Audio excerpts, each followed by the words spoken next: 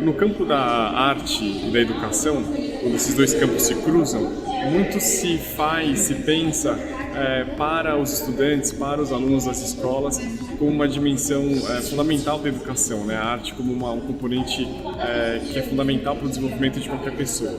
Mas talvez a gente faça pouco ainda no sentido de fazer com os estudantes, né? Quer dizer, de entender os estudantes como protagonistas de fato dos processos educativos, né? E considerar os seus interesses e os seus olhares, enfim, as suas leituras possíveis frente a uma obra de arte, por exemplo.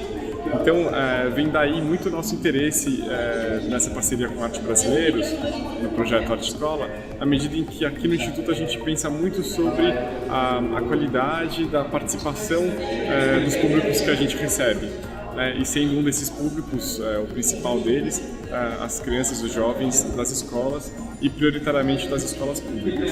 Para a gente é uma espécie também de experimento, né, de entender como que um jovem hoje que nasceu numa geração hiperconectada, né, de hiperprodução cultural, enfim, que consome, edita, recombina códigos, imagens e distribui isso a todo momento, como que esse jovem pode fazer uma leitura, por exemplo, de uma obra modernista das vanguardas europeias, por exemplo, do início do século XX, né?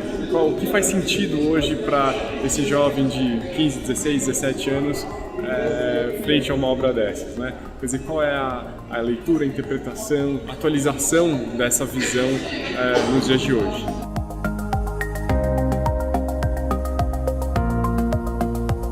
Nossa expectativa é fazer com que os nossos alunos tenham mais contato com o Tomi Otaki, com alguma instituição cultural, né, enfim, na cidade de São Paulo, porque muitos deles nunca tinham ido a um museu ou ido a uma instituição cultural antes da gente ter essa oportunidade de conseguir um ônibus disponibilizado pelo Instituto.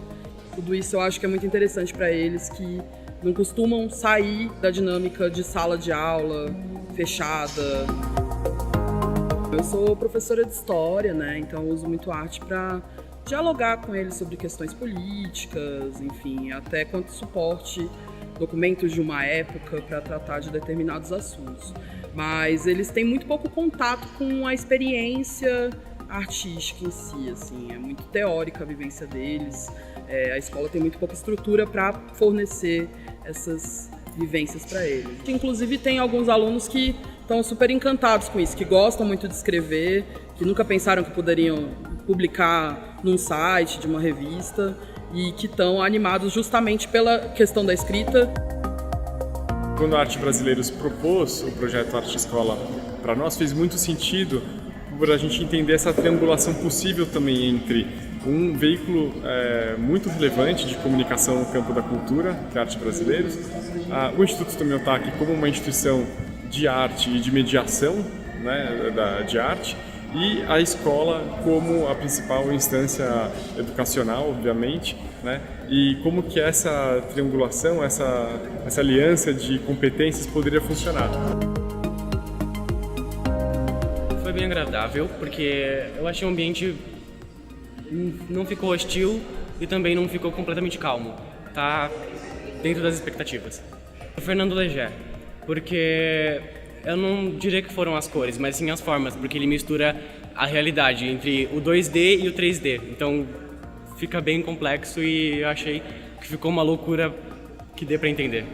Bom, eu achei uma experiência fantástica quando disseram que a gente vinha para esse instituto.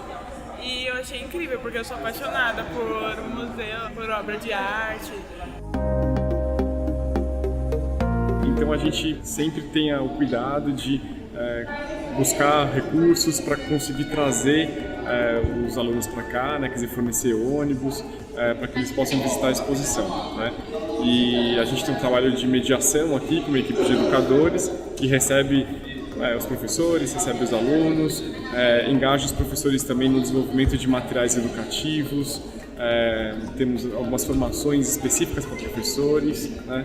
E as visitas acontecem aqui diariamente, sempre com uma hora de visita na exposição e uma hora de ateliê, né? Agora, essa parceria com a Arte Brasileiros e o Arte Escola acaba sendo um desdobramento desse processo de mediação, né? No qual não só o estudante pode ter a experiência de fruição das obras e de experimentação artística, mas também uma reelaboração disso, um desdobramento disso numa produção autoral de um texto que pode ser publicado na Arte Brasileiros. Então, me parece que é fundamental ter instâncias públicas, visíveis, nas quais as vozes dos estudantes estejam presentes, valorizadas, como protagonistas de um processo educacional também.